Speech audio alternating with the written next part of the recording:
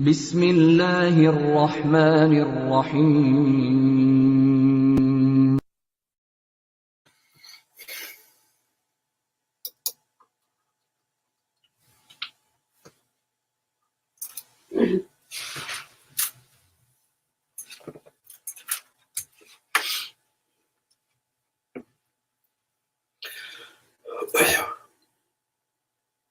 Allahu Akbar, Allahu Akbar, Allahu Akbar, Allahu Akbar. Ashhadu an la ilaha illallah.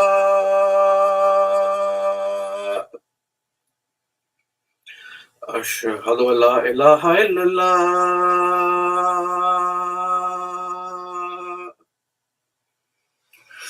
Ashhadu anna Muhammadar Rasulullah.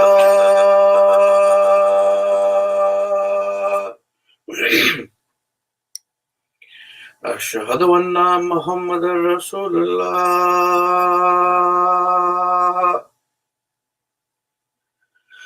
Hayya ala salah.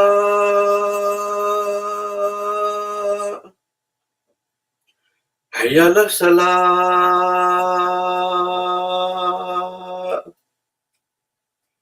Hayya ala falah.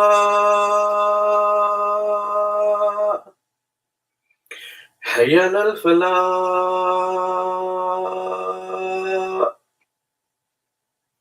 Allahu Akbar, Allahu Akbar.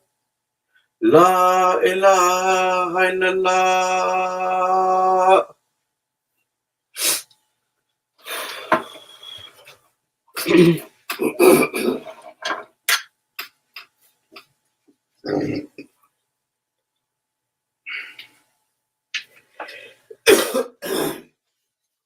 أشهد أن لا إله إلا الله وحده لا شريك له وأشهد أن محمدا عبده ورسوله أما بعد فأعوذ بالله من الشيطان الرجيم بسم الله الرحمن الرحيم.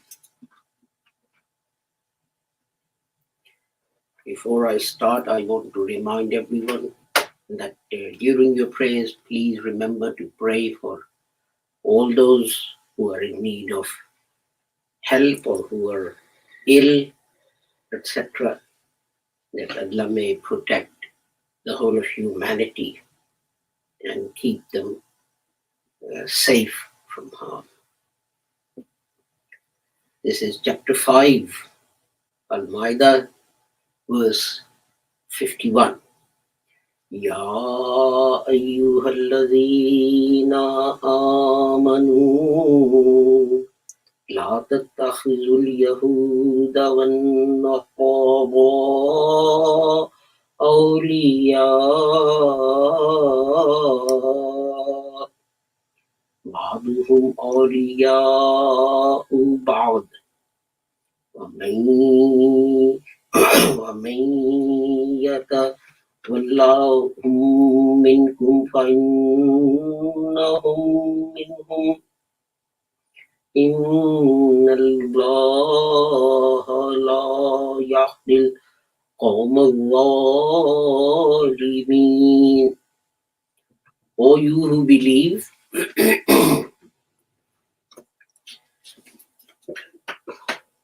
take not the Jews and the Christians as allies. They are allies of each other. And whoever among you takes them as allies, he indeed becomes one of them. Surely Allah guides not the unjust people. Sadaqallahu Aliyyul Azim. I have translated the Arabic word awliya here as allies, or someone, an individual or a group on whom you come to rely and depend for your safety and security and protection. Usually you find in the translations that this is translated as friends. This verse was revealed to the Holy Prophet Muhammad at a time when Muslims were under attack from the Quraysh, in particular of Makkah, and of course also other people in what is now Saudi Arabia. And there were lots of people living in Medina. Muslims had migrated to Medina. It was inhabited by idol worshippers and Jews and Christians and so on. And some people suggested that Muslims should enter into an alliance with the non-Muslims. And they said, well, we don't have to be too strict about our principles. We can express them in a rather vague manner so that, people can take one meaning or the other. And then we will have the protection, we will have an alliance with these large and strong tribes. And it was upon this that this verse of the Holy Quran was revealed. Here God is telling Muslims that they must not compromise their basic principles. And for their security and their protection, they should depend on their own community and they should depend on Allah. And I want to stress again that the reason for revealing this verse of the Holy Quran was to make clear to Muslims that when fundamental basic principles are concerned, you should be steadfast.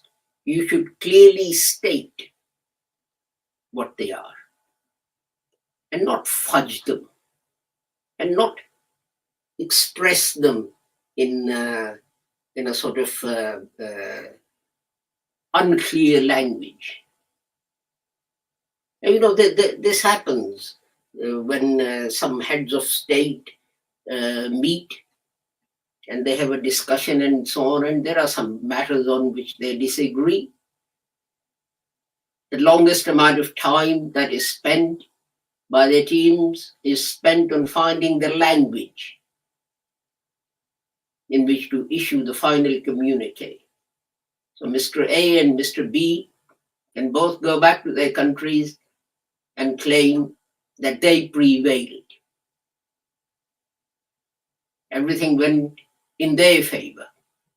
And all it does is puts off the difficult decisions that need to be made and leads to further complications and suspicion, etc., amongst the peoples of the country.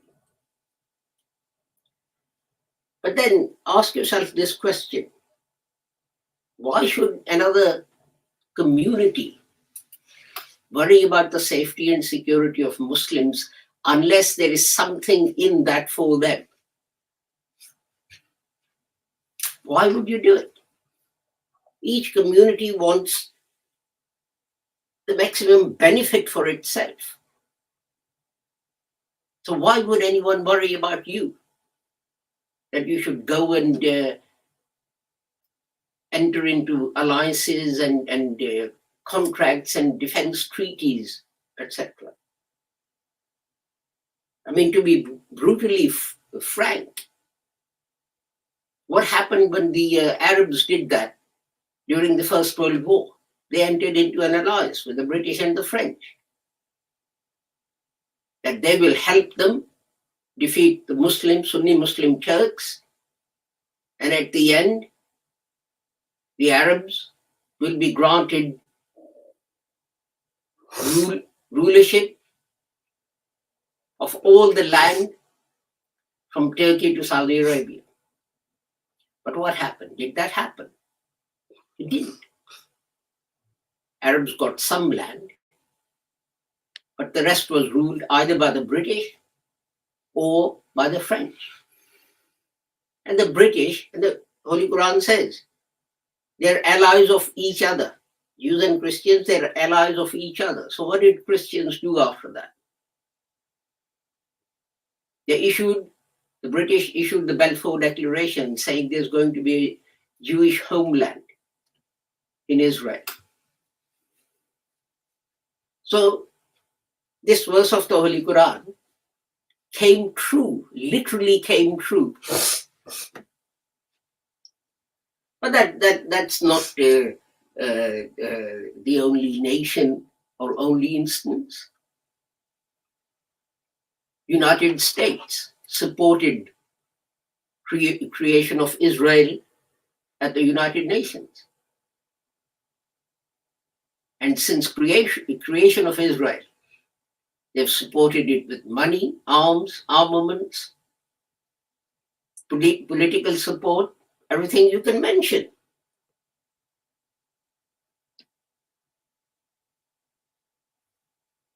An Israeli general attacks Palestinian refugee camps, kills hundreds, maybe even thousands of innocent men, women, and children. If it was someone else, he would be charged with genocide. But what happened to this general? He became Israel's prime minister. He became Israel's defense minister. Did anyone bat an eyelid? No. And then people object to this verse of the Holy Quran. Oh, look, God says to Muslims, don't do this. Well, when they did it, what did they get? You can mention many instances. The list is a long one. But the important thing is this, that this is about depending on people outside your country for safety and security. It's not talking about how you deal with people of your own country who follow a different religion. The Holy Prophet Muhammad sallallahu alaihi wasallam was the first person in the world to establish a secular state. The Treaty of Medina, Misaq-e Medina, some people call it Constitution of Medina, clearly said that regardless of their religion, every community living in Medina has the same rights.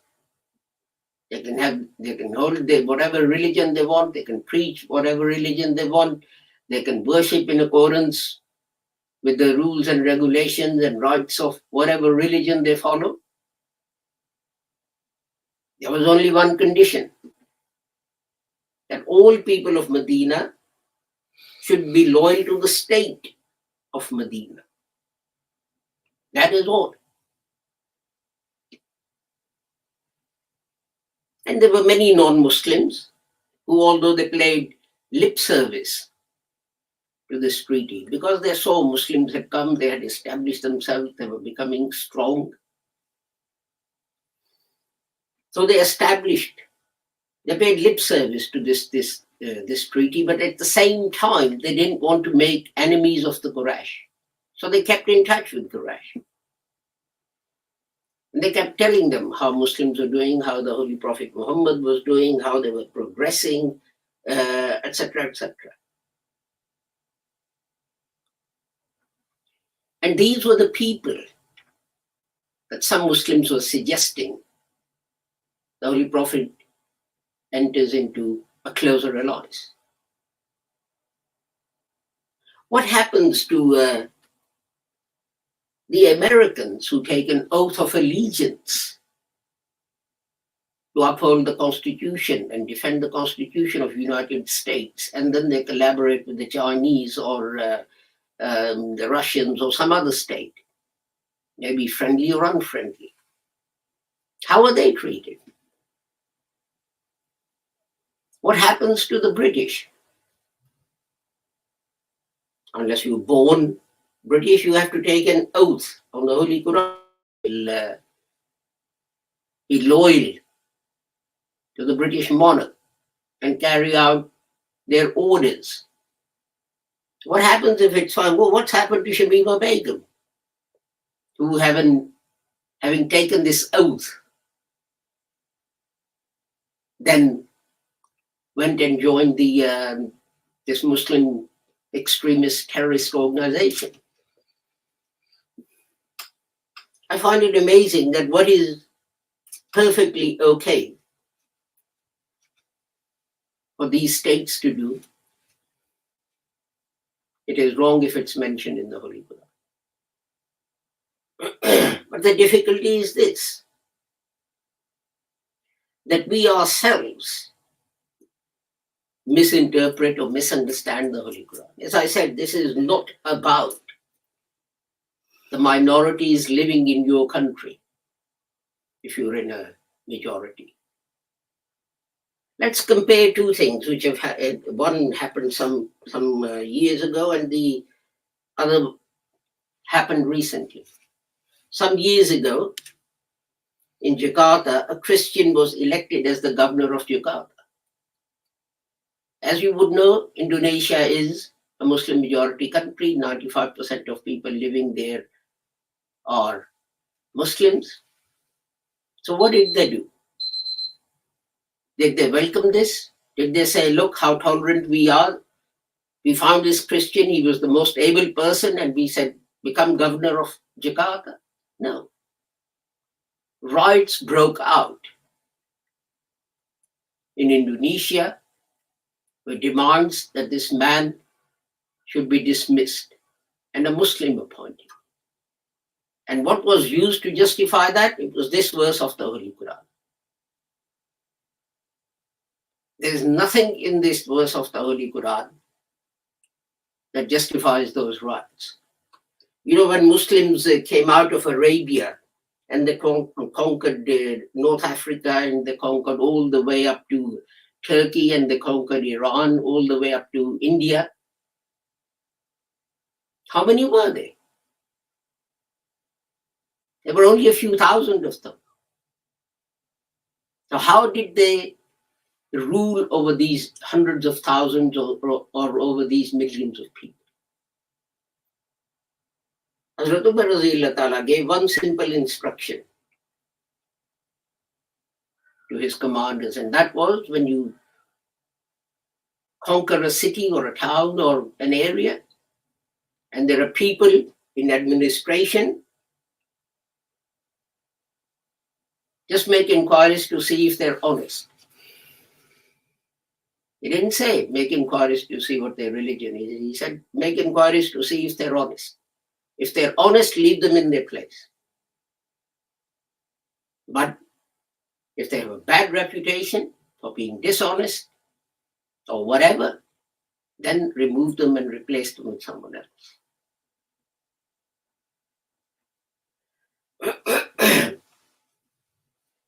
But contrary to that, in Indonesia, we had riots.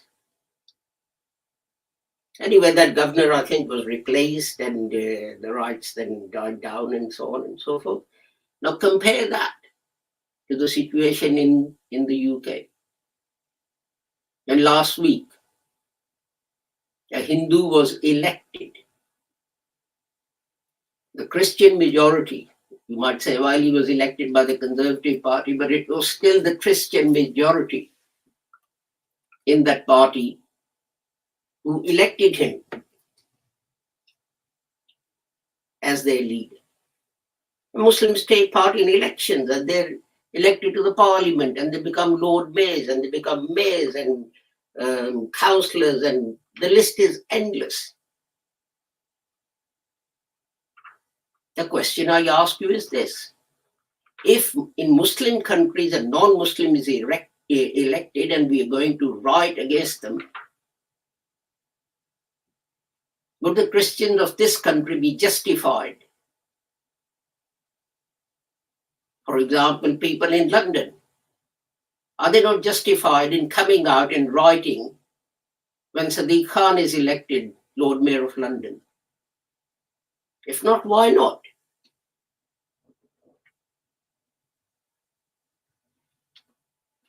We should learn a lesson from that. We should need to think. We complain about Islam being brought into disrepute. But I would suggest it is our own actions and dealings with people that are bringing Islam into disrepute, not what others are doing. And I would suggest Muslims in the UK should feel proud. Indeed, Muslims in the West should feel proud that whereas technically this is a Christian country, yet a non-Christian was elected to the highest office. But then at the same time, a few years ago, a non-Christian was elected as the vice president of United States. And so the list goes on. And I end with another verse of the Holy Quran which says, God does not change the condition of a people unless they themselves change their condition. Our attitude is completely negative in everything. All we do is moan and groan and complain about how the world hates us. But if the world does hate you, then perhaps you should take a few hours out of your life and think about why the world hates you. I don't think it does. I think it's just a cop-out. Because to change, to bring yourselves up to the modern age will mean that you will have to jettison your cherished beliefs that you've held for centuries. And you don't want to do that. But the world is not going to wait for you to do that. The world is simply going to move on and leave you behind. This is what happened in India. When you chose to reject Western education, you were happy reading Greek philosophy, but Newtonian mechanics made you a heretic and a kafir. I find that odd. And what happened? The world didn't stop. You just got left behind other communities. And the same thing is happening all over the West.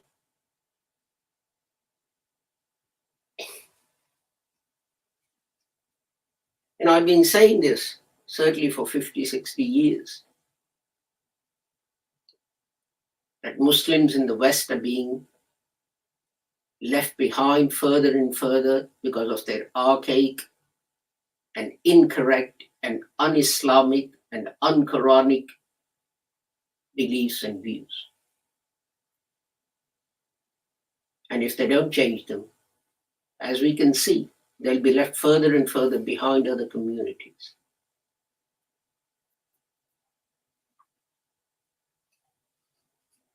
I have done my duty by pointing this out to you. Are you going to take any notice? Well, that is up to you. बारकल्लाहु लना व लकुम fill कुरानिल अज़ीम व नफ़अना व इय्याकुम bill आयाति व ज़िक्रिल हकीम इन्नहु तआला जवादुन करीमुन मलिकुन बर्रउफ़ुर रहीम।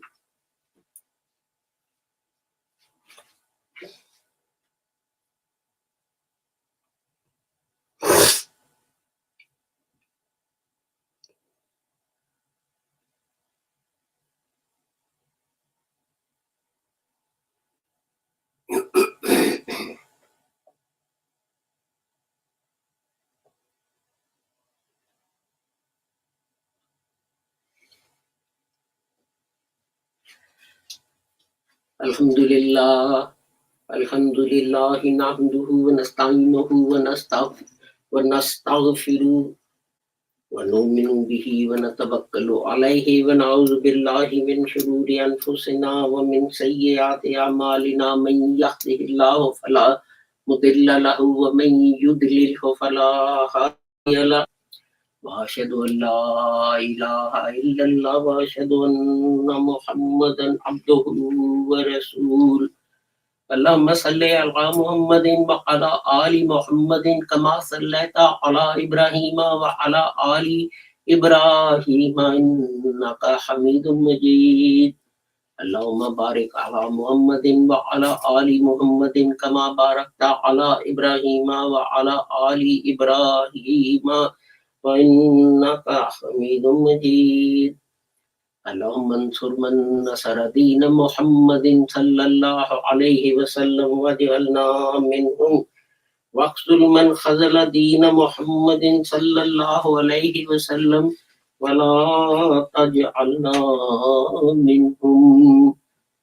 इबादल्लाह रहमुकुमुल्लाह इन्नल्लाह यअमुरु bill अदलि वल इहसानि व इताइ ज़िल कुर्बा व यन्हा अनिल फ़हशाइ वल मुनकरि वल बग़yi यअज़ुकुम लअल्लकुम तज़क्करून। उज़्कुरुल्लाह यज़्कुरकुम वद्ऊहु यस्तजिब लकुम व लज़िक्रुल्लाहि अकबर वल्लाहु यअलमु मा तस्मऊन।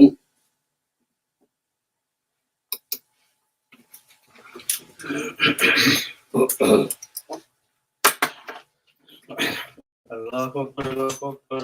Asyhadu an la ilaha illallah, asyhadu anna Muhammadan Rasulullah. Hayya 'alal salah, hayya 'alal falah. Qad qamatis salah, qad qamatis salah. Allahu Akbar, Allahu Akbar. La ilaha illallah. अल्लाहु अकबर।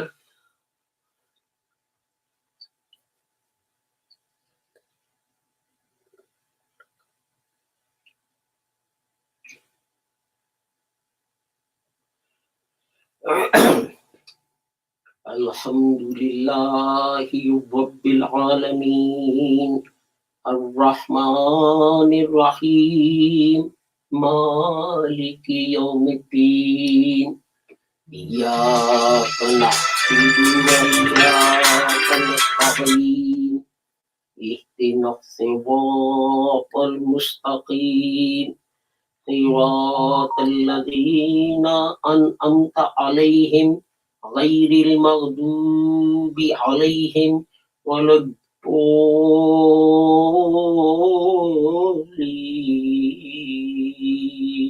आमीन। इज़ा जाअ नस्रुल्लाहि वल फ़त्ह व रअयतन नासा यदखुलून फी दीनिल्लाहि अफ़वाजा फसब्बिह बिहम्दि रब्बिका वस्तगफिरहु इन्नहु काना तव्वाबा। अल्लाहु अकबर।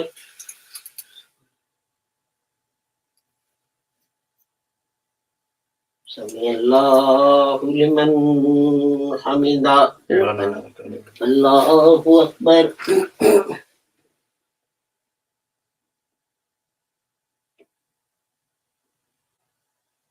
अल्लाहु अकबर।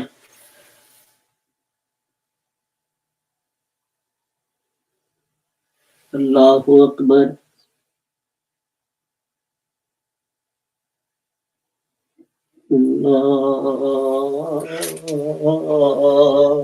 अल्लाहु Akbar.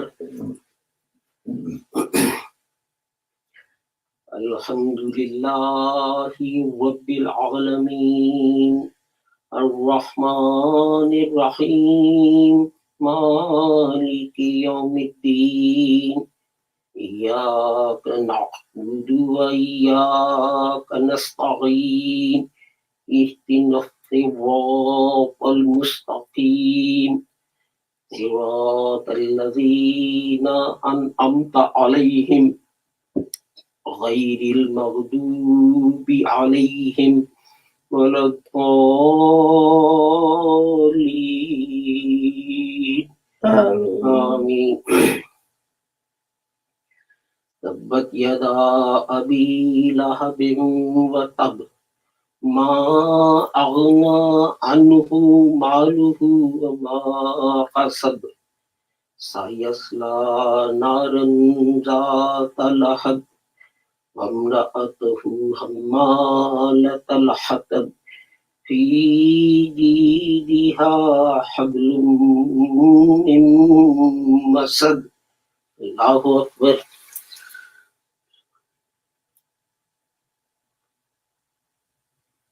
Sami'allahu liman hamidah. Allahu Akbar.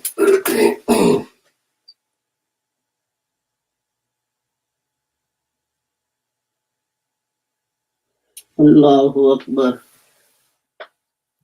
Allahu Akbar. Allahu Akbar.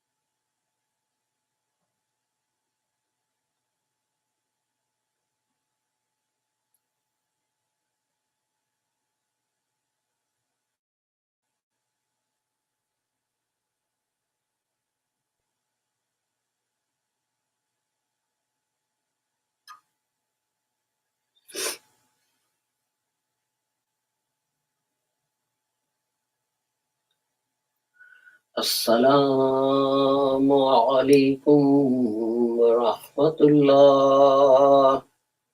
Assalamu alaikum wa rahmatullah.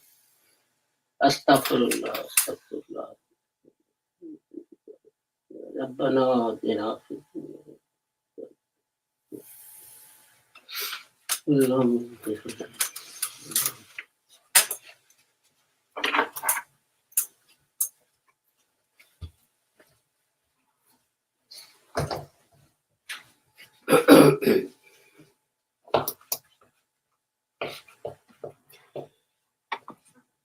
Thank you for joining us for our Friday service. As I always request, please in your prayers keep in mind all those who are suffering, whether with health issues or other problems. A few months ago, there were floods in Pakistan, and although the news has subsided, there are still people living in tents and even under open skies, suffering from illnesses such as typhoid and diarrhea and so on. So they need all and any help that you can provide. If you can't do anything else, please at least pray for them.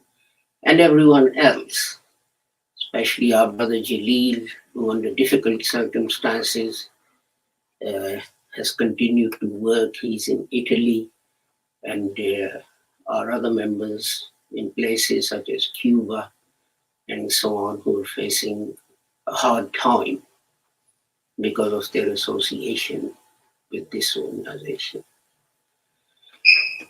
In the meantime, I take my leave of you. Inshallah, we'll meet again next Friday. And of course, during the week, we will return to our Tadabbarul Quran and reflections on the Holy Quran. Assalamu alaikum, Khuda Hafiz, and goodbye.